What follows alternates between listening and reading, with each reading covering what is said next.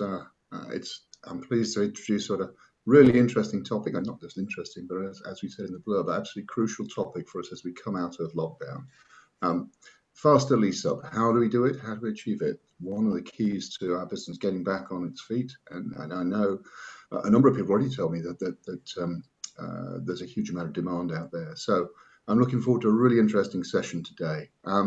As ever, there will be a Q&A button for you to ask questions of the panel, and the chat button if you want to say anything to us or anybody individually. Today's session is being recorded and will be available on the UKAA website in a couple of days' time. At this point, I'd like to introduce our host today, who is Victoria Hardy from Head of Partnership Development at Flatfair. I'll hand over to Victoria in a second for her to introduce our distinguished panel. We've got some really interesting people on the panel, some really interesting ideas. And with that, probably that's enough from me. But thank you for joining us again today. For those of you who don't know me, I'm Dave Butler. I hope it says that on the screen. And so for those who, anyway, just hand over to Victoria now. Victoria is Head of Partnership Development at Flatfair, and she's going to be your host for today. Victoria, over to you. Lovely. Thank you, David. Good morning, everyone, and thanks for joining us today on this UKAA webinar hosted by Flatfair. As David said, my name's Victoria, and I'm the Head of Partnership Development at Flatfair. If you haven't come across Flatfair before, we are a leading deposit alternative in the BTR space. And essentially, we're a technology platform that is dedicated to making renting fairer, whilst also speeding up the leasing process, reducing voids, and obviously protecting your asset. I think that we can all agree that we live in a very different world than that of a few months ago. So today we're going to be discussing what the lease up process looks like in a post-coronavirus world. I think that this period has been very challenging for everybody individually and on a company level. And, you know, a lot of companies may have chosen to batten down the hatches and kind of wait for it to pass. And others may have taken the opportunity to try and innovate and look at different ways to improve their business. I think that discussions such as what we're going to have today can help us all gain a really good and valuable insight and understanding on what the best ways are going to be to navigate the rental landscape. And specifically, you know, we'll be taking a deep dive in what this means for build to rent and the private rental sector as a whole, both now and into the future. So yeah, I want to say a big thank you to all of the panelists for joining us today. We have a brilliant lineup. They come to us with a wealth of experience across PRS and BTR. So without further ado, let's get things underway. Sam, would you like to go first and explain a bit about who you are and what your role in the lettings process is? Thanks, Victoria. So I'm Sam Smith. I head up the PRS and BTR operations for Hamptons International. We are a service provider to the build to rent sector, supporting clients like Granger and Greystar and previously Folio London within their lease up. So we'll come in at the stage of development, looking at pricing strategy, marketing strategy, and then we've really bespoke an on-site lettings offering now. So we have a dedicated lettings team supporting the sector across London and the South, and more recently nationally, now operating in Manchester with our partners at Greystar. We're tailoring very much bespoke business and doing various parts across the industry. From consultancy, we work very closely with our sister company, Lambert Smith Hampton, through acquisitions and disposals as well. So it's a real one-stop shop. Amazing. And Clint? Yes, Clint Bartman, the Managing Director for Asset Management of Strawberry Star Group. We are an investment manager, developer, and asset management across BTR, estate, and commercial. But our main focus is BTR at this point in time. I deal with our letting agency and our sales agency, and I manage that aspect of the business. And we continue to move forward on all those different aspects. But in general, BTRs will be our main focus going forward. As far as the lettings process and everything that we have going, we are a full one-stop shop, so we can do the same things, you know, that most people will be doing, but our focus will be on our developments and working with our investors to make sure that we continue to move things forward. But in general, you know, we're currently managing about 1.4 billion assets, or billion pounds of assets, and you know, we have a development pipeline of about 2,000 homes, mainly into BTR and to BTL assets. Thank you, Clint. And Pierre. Hi, Pierre Melhado, the Managing Director for CA Ventures in the UK and Europe, leading the BTR expansion in these areas. I've worked over 15 years in major cities like LA, New York, Chicago, Miami. Thrilled to be in the UK and to collaborate with others on BTR, as it's an exciting time to be involved in this growth sector. CA Ventures is a fully integrated global developer operator which develops student housing, BTR, communities, and senior housing. Besides managing our own properties, we also offer third-party management services to other developers and owners. Currently, we oversee over 10 billion pounds of real estate across the globe. That's over 30,000 residents. On this side of the world, we have an existing community in Krakow, and our first UK deliveries will be next year in Sheffield, Glasgow, and Edinburgh, followed by another 8 deliveries in 2022 across the UK and continental Europe. We're very focused on tech that improves the overall resident experience, creates operating efficiencies for property management, and drives NOI for investors. We believe in creating value throughout an asset's life cycle by closely collaborating with our clients and partners to deliver that perfect product market fit. So the resident experience is the most important thing to us. So happy to be on the panel. Thank you, Pierre. And Peter. Hi, Peter Murphy, Managing Director and founder of Right Now Residential. We are a team of 15 based in London Bridge, short walk from the Shard. We let and manage just over 1,100 properties across London and the home counties. We're focused on build-to-rent development, lease-up and ongoing management. We've overseen the lease-up of multiple sites over the last 10 years, ranging from 20 units to 170.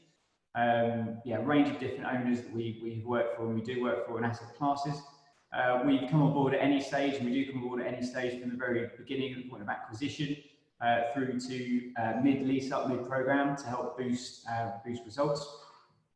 Post-COVID, we don't really believe that a successful lease-up program has changed significantly. It just means we need to be far sharper in every area, using the best prop tech, but fundamentally having a team of hungry, highly trained, properly incentivized and proactively managed lettings negotiators. That's how we built the business, and it's what makes us extremely strong and effective.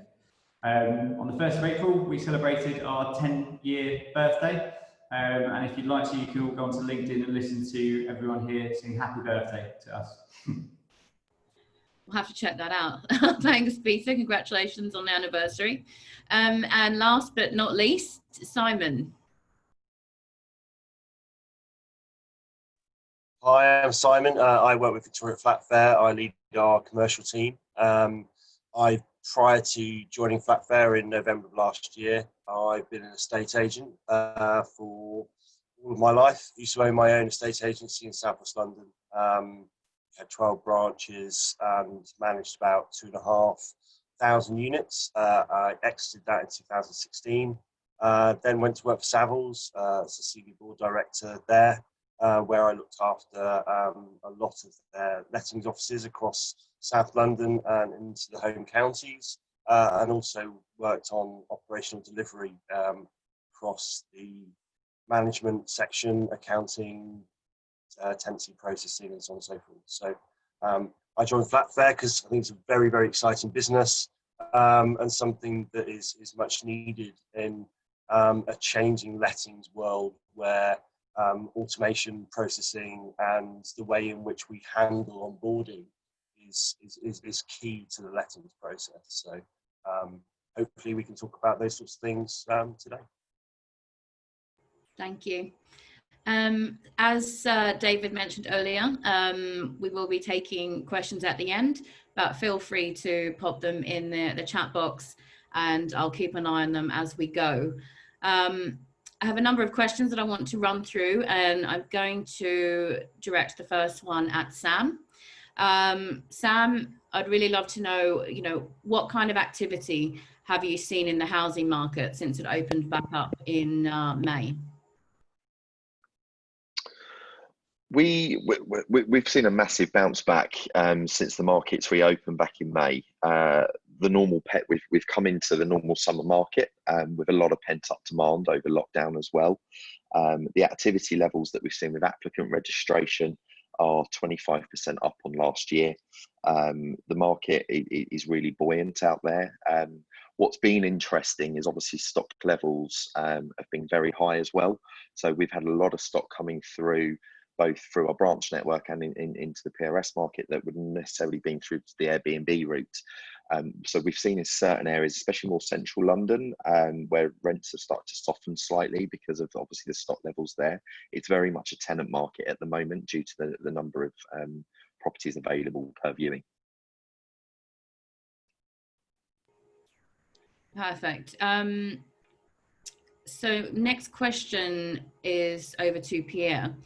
How do you think professional operators can make themselves stand out at a time when they might not be able to host traditional lettings events or follow the usual processes?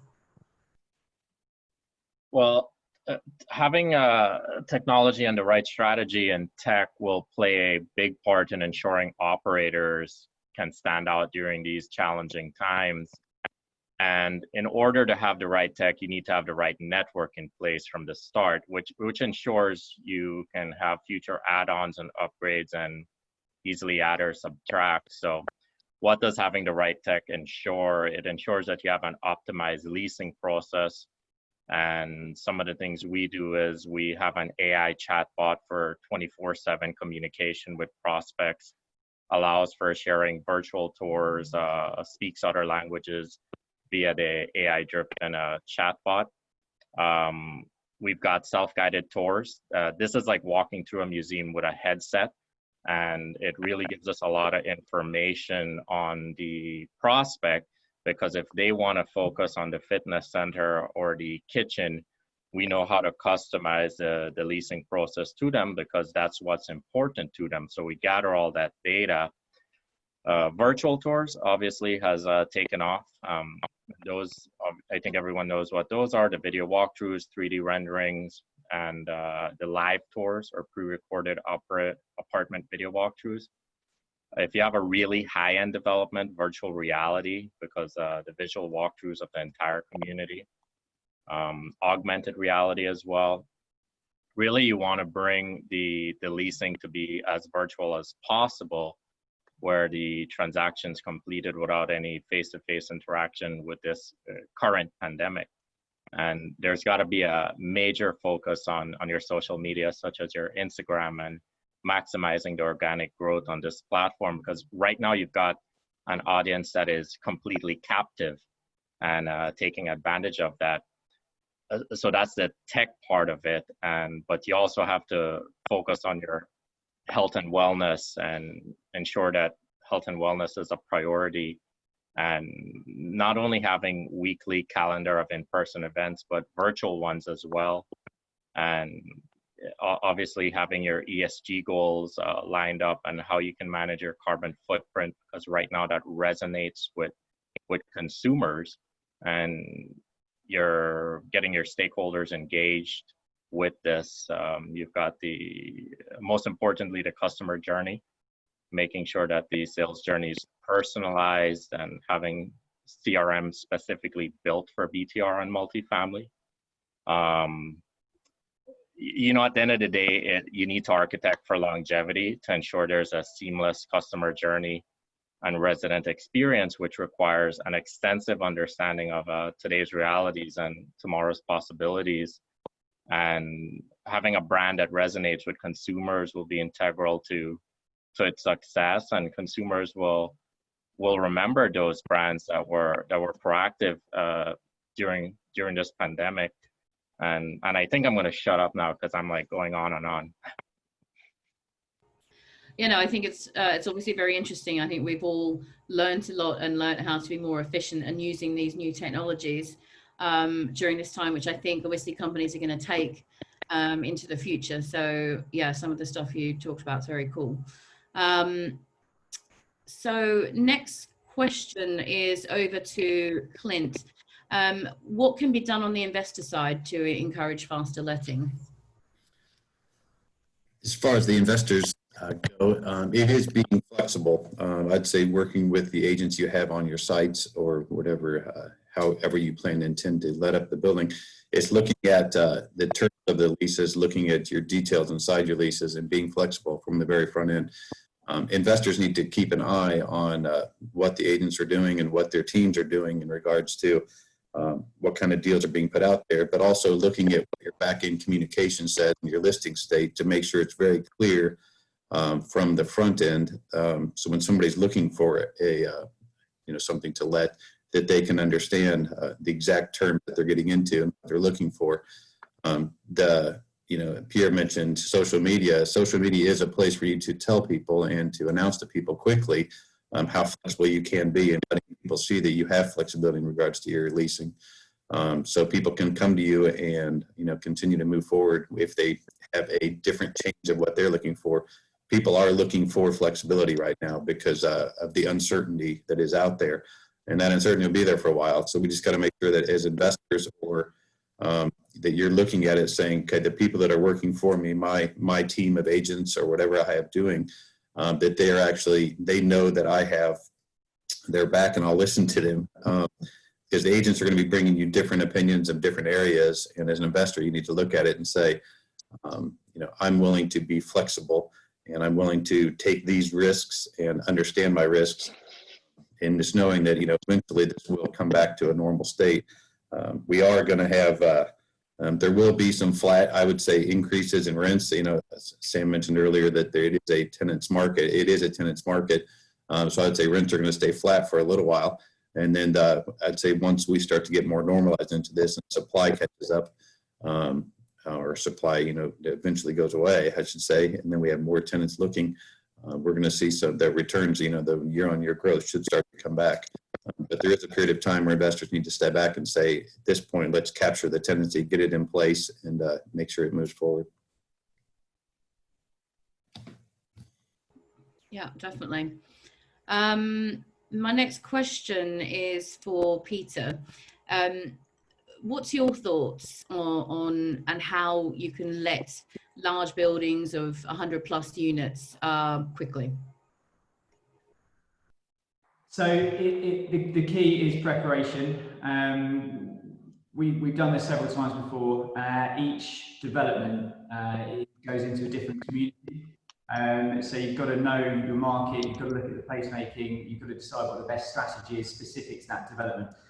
But saying that, we have an 8-point strategy which we try to apply as soon as a prospect comes along to look at how we're gonna optimize the lease up process. So yeah, prepare, and I'll run through this briefly. 8 points. Prepare and plan as much as possible, as far in advance as possible. So we would want our plan in place at least 6 to 12 months before completion. It would then commence 3 months before completion. If that is successful, as it should be, then pre-lets, which is so important, we should expect to see between 30 to 40% of the building pre-let. This is based on 100 units. Incentives, as I think we're going to mention, so advertised and negotiated. So it's important that whilst we're social media, property portals, everywhere that the tenant and your target market is going to see the building advertised, they do see some incentives, but you hold some others back for negotiation. So if you've got a tenant that's deciding between your building and one other, we've got a few nuggets that we can use just to win them over. Pricing, both scaled and reactive. So if we've got 100 units, we want to make sure that we anchor low to achieve high. So we capture the maximum amount of applicants coming into us, and it's then up to the sales guys that we've got here to upsell to the bigger units. and reactive. So at the moment, we've seen a really high demand for 1 beds, kind of out of proportion when you look at studios and 2 3 beds, which I suppose there's a lot of stuff that's happened over the last 3 months where people get a new place to live. Studios, the space is a bit smaller. 2 beds, 3 beds, you're going to be sharing with other people generally. So with that example, with 1 bed, you're going to see a much higher uptake. So you can look at increasing the pricing there, and then adjusting that slightly for studios, 2 3 beds. So the owner of the building achieves a similar net result. Targeted social media and campaign and portal strategies. Using the right prop tech. It's not the same for every development. We might think that one kind of voucher incentive community scheme works really well for Stone Square. It's not going to be the same in Bethnal Green. So it's looking at the right partners. We try to, we have people that we work with that we know deliver, but it's being open to working with other people. Community links, local business and universities. We've got a development where we noticed that we had a couple of tenants come through that were coming over from Germany, work with BMW. So pick up the phone to BMW, who deals with your procurement, who speaks to people in Germany before they come over. So it's noticing and trying to establish where they're going to come, where the majority of tenants are going to come through and get to the source. And then finally, the team. So it's making sure that we've got the right team ready to work on each building. That's not always the same team. They need to be highly trained, they need to be motivated, they need to be salespeople, and they need to be managed well. And recruitment is the final thing that fits into team. So always making sure that if you're when you're going to open a new building, you're not bringing people on last minute. You've got an established team that's ready, prepped, and can hit the ground running. Yeah, thank you, Peter. And I think, obviously, I think a lot of house share goes on in London and things like that. And now with everyone working from home, it's become somewhat untenable. So I think having studios and 1 beds and things that people can move into, it's going to be competitive, but it's obviously much needed. And Simon, what's your thoughts on what can be done on the technical side to speed up lettings? I think it sort of varies from place to place, but I mean, in my experience over the last sort of 20 years, you've always ended up in this dichotomy between reliance on tech in a positive way and then reliance on tech in a negative way.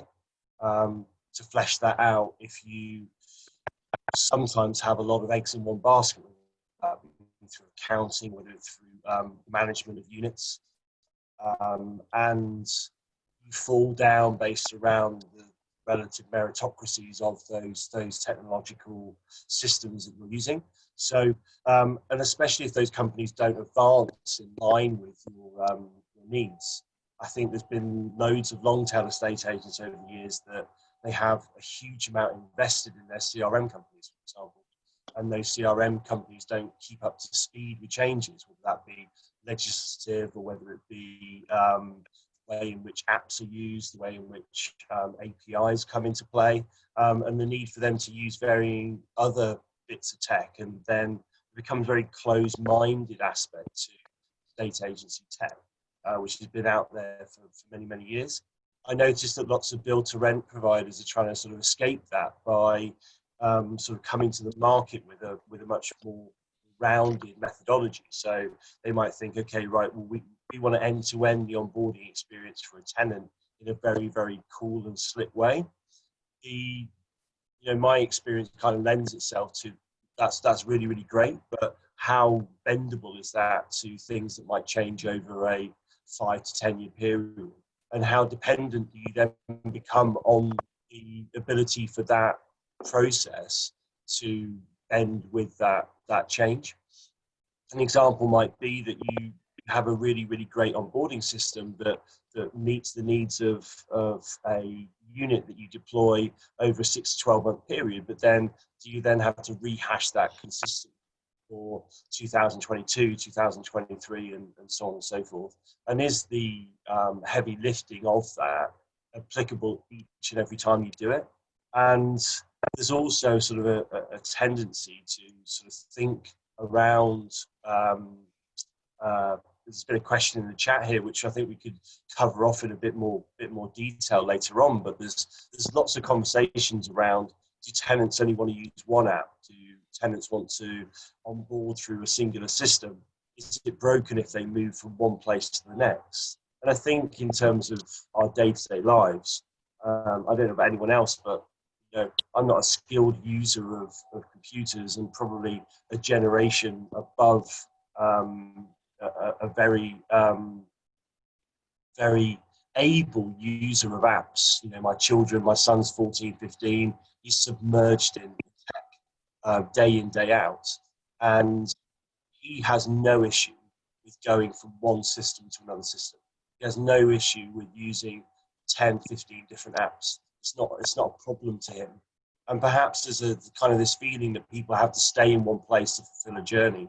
And is that an outdated thought process? And actually, skilled users of smartphones, of systems, whatever it may be, could actually get a better user experience by actually flitting from one place to another, as long as that user experience is good when they're in it. And that ultimately, to me, is the most important thing, is when people are within, whether it be an onboarding, whether you then move into tenancy progression, whether it be property management. I don't think necessarily tenants have an issue with using one app for onboarding and one app for property management or problem reporting, as long as their experience within that is very, very good.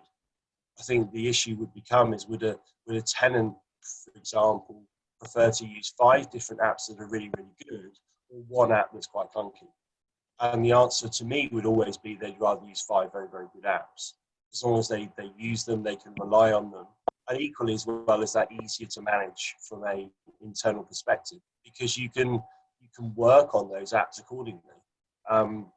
Something that I experienced in my time in agencies we grew was that we were very dependent on our accounting facility, because the accounting facility led to everything else. Because ultimately we couldn't deploy new functionality without changing the accounting function. And the changing the accounting function in terms of how we paid our landlords was ultimately not a possibility. We had to pay landlords their rent day to day. Had that been isolated on its own and be a separate entity, we could have very easily changed things like marketing, tenancy progression, property management, as and when we saw fit. But they were all encompassed in this one group. So I kind of see that the build to rent has a real opportunity to transcend all of the issues that probably lots and lots of bigger companies in the estate agencies field have got legacy issues, and build to rent can probably circumnavigate those, as can nimble companies like Peters, for example, who are new to the market. And then you have, I know, for example, Sam, when I've spoken to him about what Hamptons are doing, they experiment quite a lot. So there's much more of a new wave of attitude where you try things out, you don't get stuck in that thing.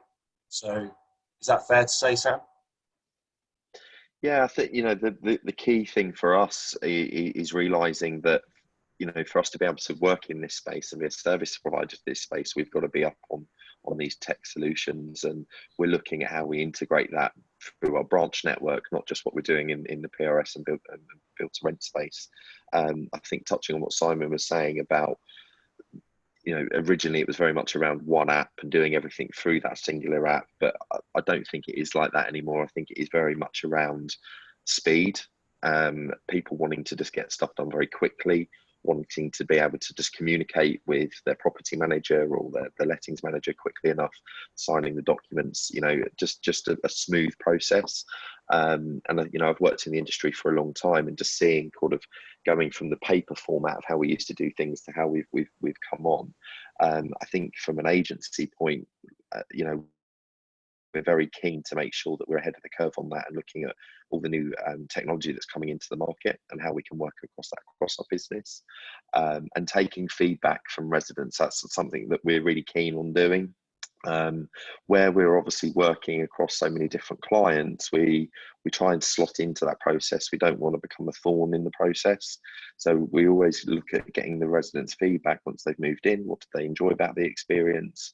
And how we educate our own teams on sites that are working alongside you know, the Greystar and Granger teams, where the residents are feeding back to us. They like the time that, you know, it's not a rushed viewing, it's more of a tour, talking about the building, the service, the amenities, the lifestyle, which is very much what we push to achieve, you know, the premium rents that we see in the space.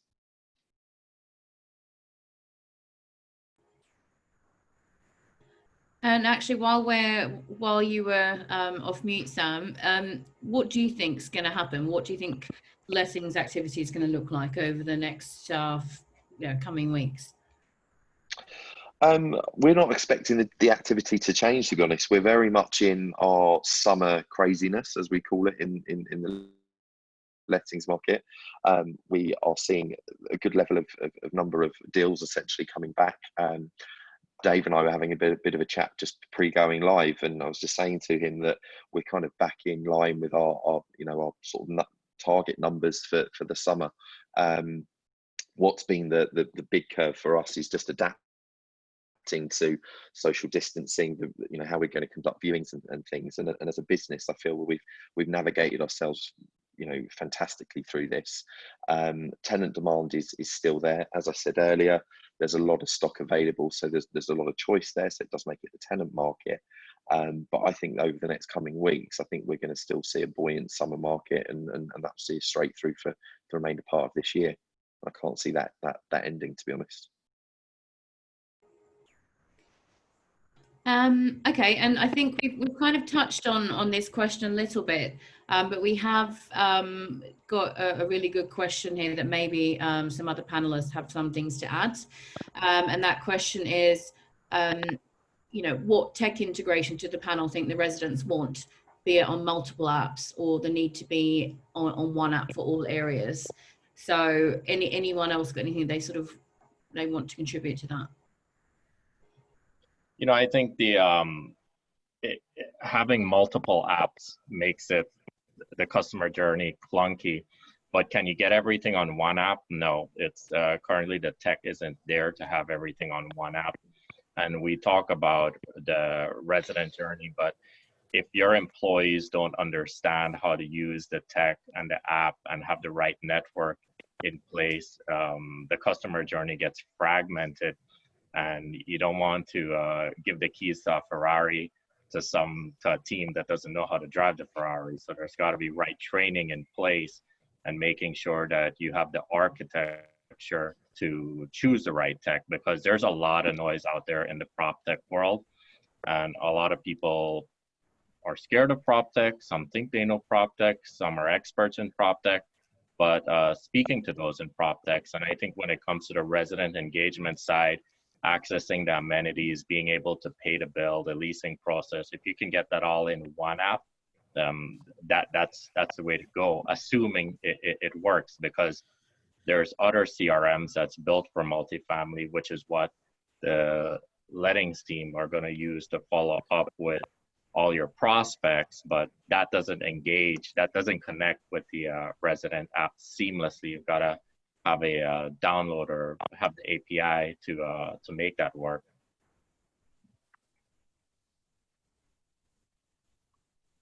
Anyone else want to contribute anything further for that question? I think I'd add on there that, again, the ease, the process for the applicant from the start of the viewing right through the process of moving in and beyond. And as you know, I get approached all the time to kind of look at solutions, and everyone claims to have solved the issue of the moment, but there's nothing out there yet that is doing the seamless process. And I think once that does come, that will be revolutionary for the industry, because there's lots of issues that we come across, you know, on the process. Once a resident moves in, how do you keep that engagement going, and the additional services to offer? And I think it's key that, you know, when a solution does come through, that's when it's going to kind of dot all the I's and the T's.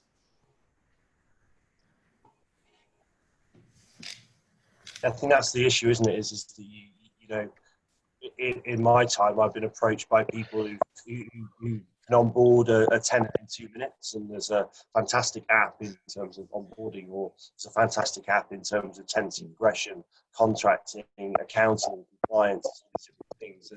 And until those things are bolted together, as Pierre said, in a non clunky way, and that's the biggest challenge, is trying to find something that incorporates all of those aspects, and then make sure that the tenant journey is pretty seamless. And sort of back to the point I made previously, is that if you have all of those things in one place, but the journey is very, very complicated for the tenant, then they're going to be resistant to that process.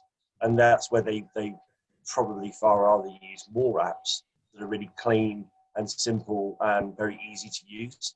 But ultimately, yeah, I mean, the end goal and the kind of the dream space to be in is where tenants can access something from the very beginning to the very end of their tenancy, and encapsulates all of those processes in a really slick way.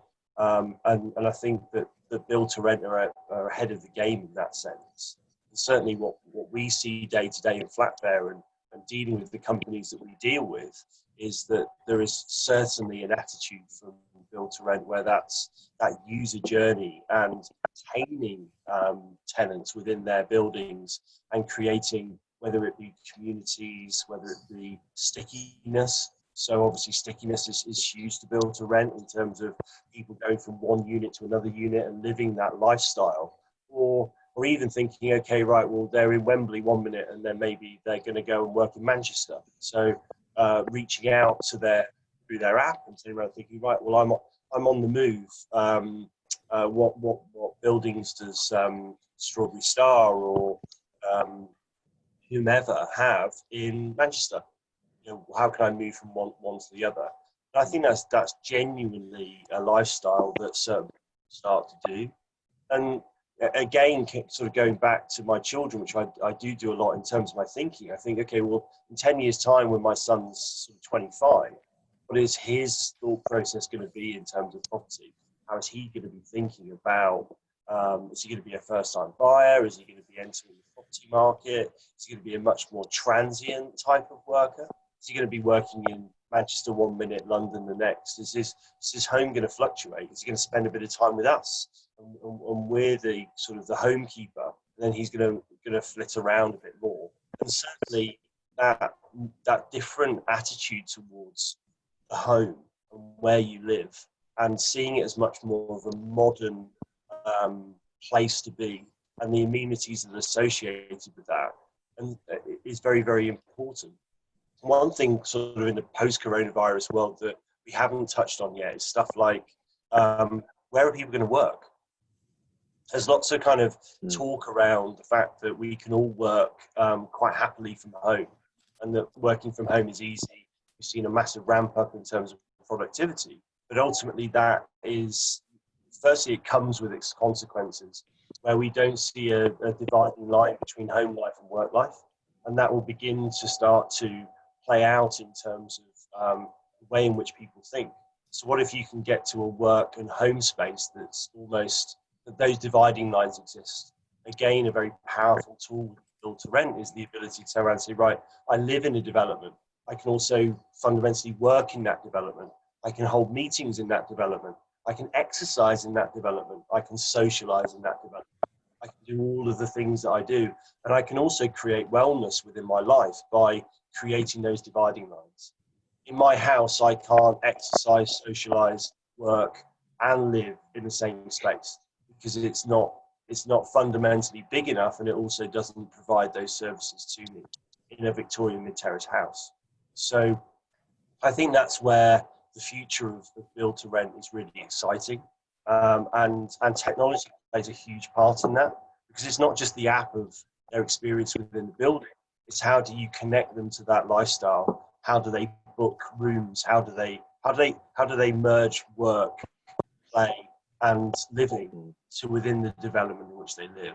And I think there's a number of companies that are on the edge of something very exciting around that, and it's going to be interesting to see how that plays out. I know Sam Peter from a residential estate agency scenario are very, very interested in seeing how that plays, because they've got tenants that are very keen to see that play out. And then Clint and Pierre at the forefront of, of delivering that. So that's kind of how I see sort of the tech and the lifestyle meeting. And Sam, Peter, do you think that's fair in terms of residential? And then maybe Clint, Pierre, is that fair in terms of the builds you're trying to make? Start with you. Sorry. I was just going to say, I agree completely. It would be ideal to have the one app. It's easy for everyone to use, and one way of doing things, one CRM that solves all the problems. But until we get there, the one thing that I think sometimes gets forgotten is the customer experience, from a simple point of who is answering the phone, who are they seeing when they come out of their apartment, who is going to fix something that goes wrong in the apartment. So making sure that the fundamental aspect of the one point of contact stays consistent with tenants. They are building, it all goes towards building a sense of community, which is what Build to Rent is all about, right? So it's got to be simple, it's got to be customizable for the different locations. It's just all about improving that user journey and experience. And until this magical thing comes along, it's just about improving and adapting the way that we can do it, managing our staff and improving that user experience, really. Yeah, I agree with that. Scott and Sam, everybody on the call. The apps really, I would focus first of all asking your customer what they're looking for, if they would want one app or 10. But in general, apps need to have a true, clear purpose, and then make sure that app does that very, very well. Then from there, you figure out how to make your team understand what the app does and how to keep it updated. Pierre mentioned earlier that a lot of times people don't know how to even use the apps inside the companies. That is something that needs to be very, very clear how the app actually works. And then from there, just, deciding how you're going to, put that forward, but just make sure your app has a clear purpose. That app is for this reason, and keep that going forward. You're going to be keeping the fundamentals in place will do better for you than having, 20 things inside one app, because it will just become confusing and you won't be good at any one thing inside the app. And there's also marketing in regards to thinking about an app to get it on your phone is another marketing campaign, because you need to spend the money to even get that on the phone in general. So you have to think through that, because people sometimes will be resistant to that as well. But I'd say in general, the generation rent is here. People are renting more, and we're going to see that. It's going to continue. It is going to be younger. I've got a 13-year-old daughter as well. So, her life is on that phone, which is fantastic. But also seeing the way she interacts, the way she uses things, she has 20 different apps that she plays with every day. And I'm not saying she's playing, that's her life and that's the way she works today. But those apps are very specific. So focus on making your app, clean and consistent, so your team knows how to do it. And then from there, it'll just keep it should progress for you well. I think, Simon, as well, touching on what you were saying about the ease of moving between cities to cities, historically moving from one property to another is quite a laborious administration task, of referencing and deposits again and stuff. And I think looking at what's now coming into the market, if we look at our sort of national operators in the space, if you can go from living in East London to living in Manchester, and that's a very easy switch from one scheme to another with minimal admin to be able to do that, I think that's a real retention rate there of retaining that resident across your different schemes. I'm yet to kind of see that complete cycle actually take form yet, where the legislation around the change of occupancy, for the correct terminology for it, still requires quite a lot of admin to be done.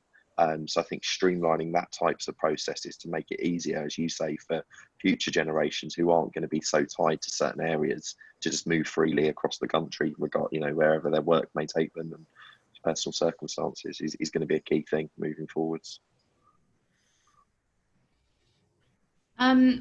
We have a really interesting question that came through a little while ago. And likewise, if any of the other participants would like to send questions. This question is, may I ask if you see buy-to-let as a threat to BTR, to the BTR market and the rental figures we are charging? If yes, what is your recommendation?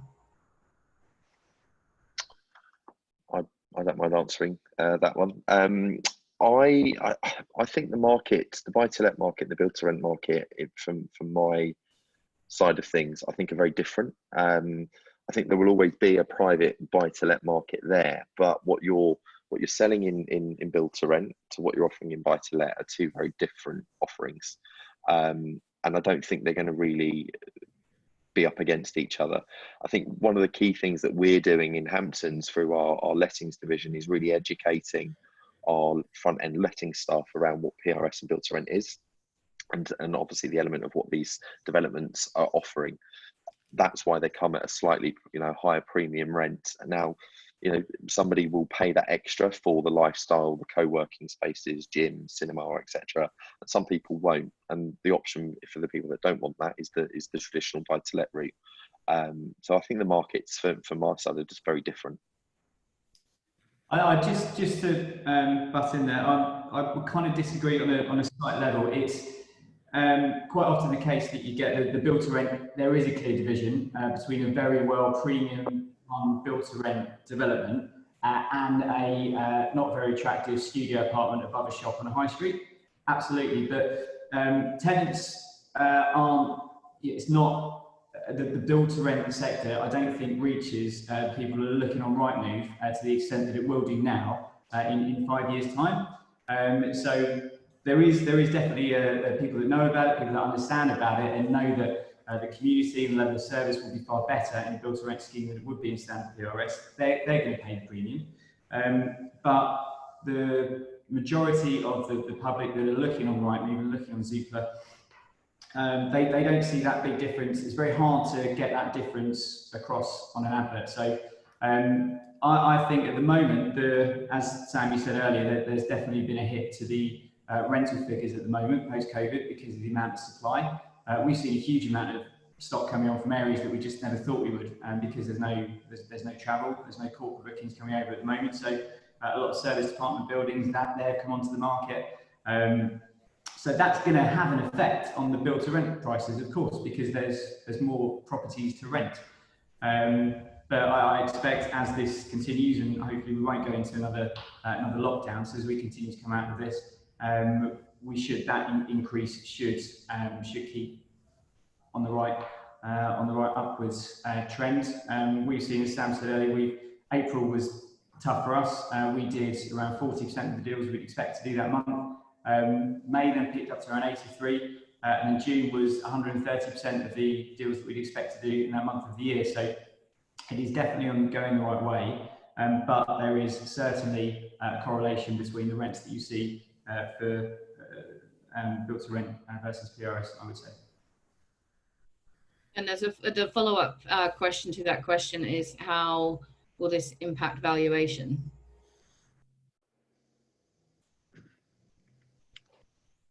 Maybe one for Clint or Pierre. What do you think on that front?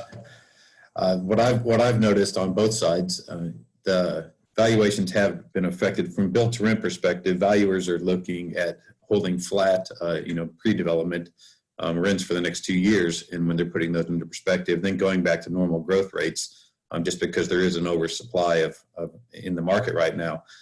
So your valuation is going to take that into account. One thing on the BTL side, or in your PRS sector, or for you want our just regular big flats of properties that were built and sold off, the valuers are starting to see a big difference in regards to estate management, and the estate management fees being increased because of more stock, more services, more things, staff being employed to take care of COVID issues this year. So they're taking that into account now. So valuations are, if you had a BTL investment, your cash, your increase on rents, you probably had a decrease because of oversupply, but then you also are going to get hit by next year by your service charge going up.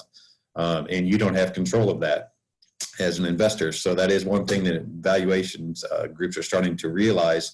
So if you are an investor going in and buy a big block of 50 units from one building, that is going to be taken into account now, whereas before that wasn't something they recognized as being so detrimental. And right now they're seeing that. So that will be an advantage to investing into build to rent, because you will have more control over the investment. As far as amenities and buildings, I think people choose, location's always first. That's what people are looking for. If people want a pool, they're going to select to try to find a pool wherever they're at, or a gym, or those types of things inside.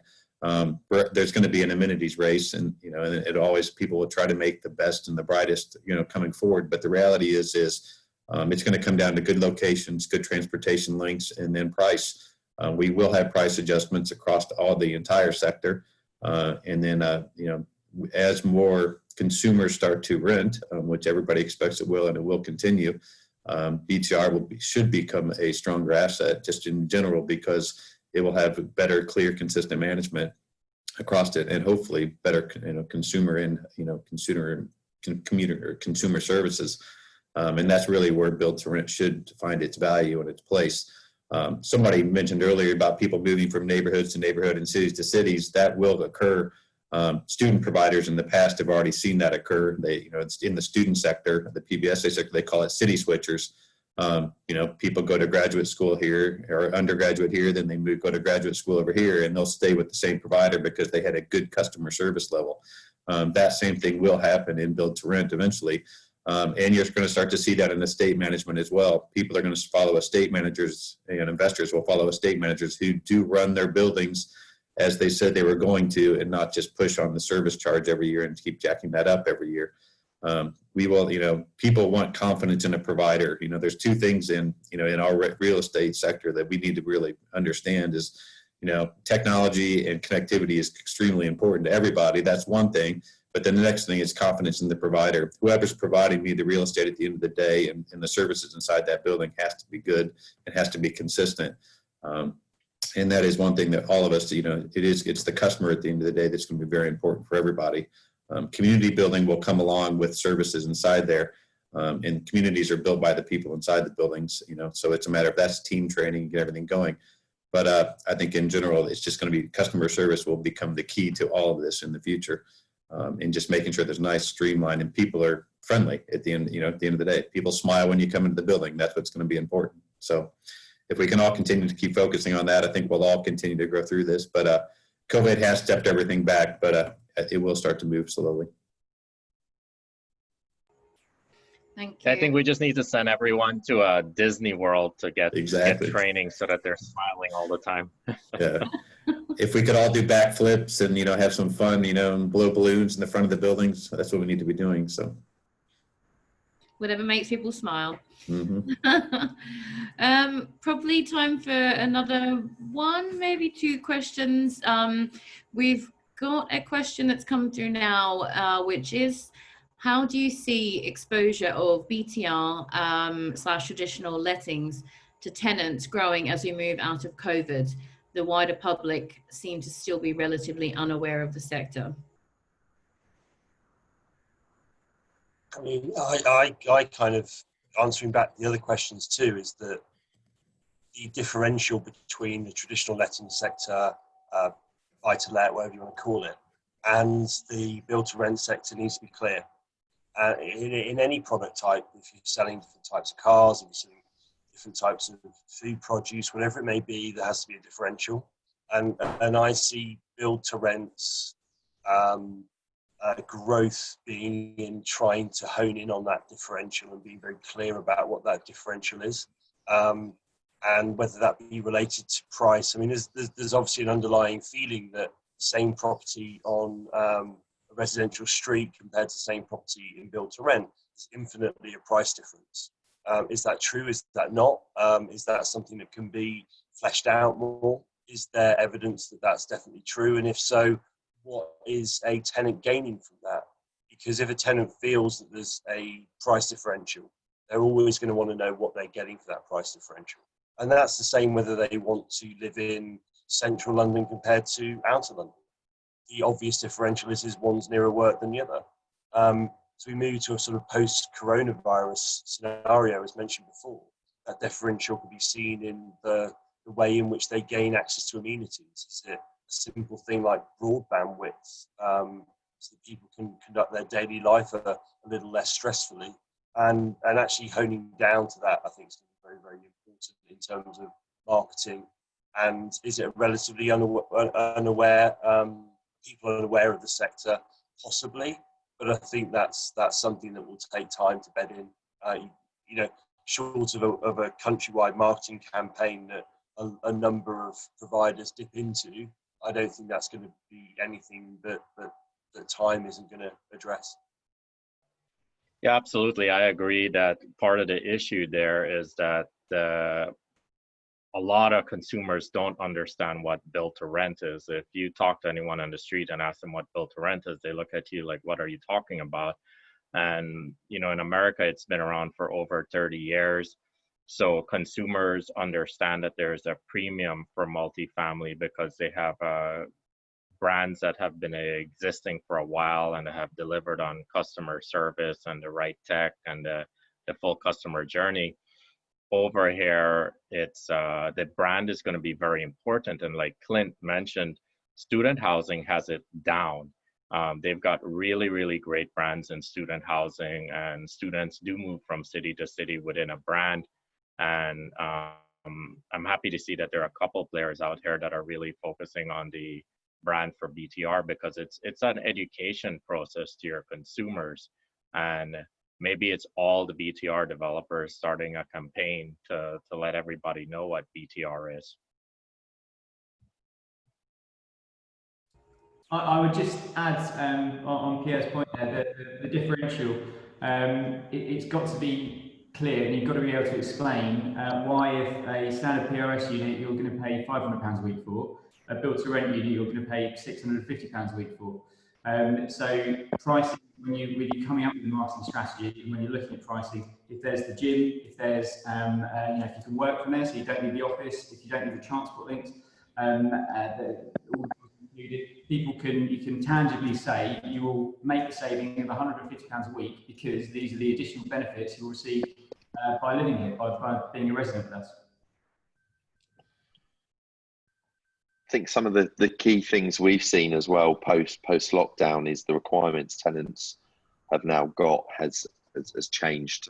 More outdoor space, better broadband connectivity because people are obviously working from home and things. And what's been interesting that I've tracked through our sort of results lately is we've had a number of applicants that we've managed to kind of convert and actually up their budgets to go into a build to rent scheme.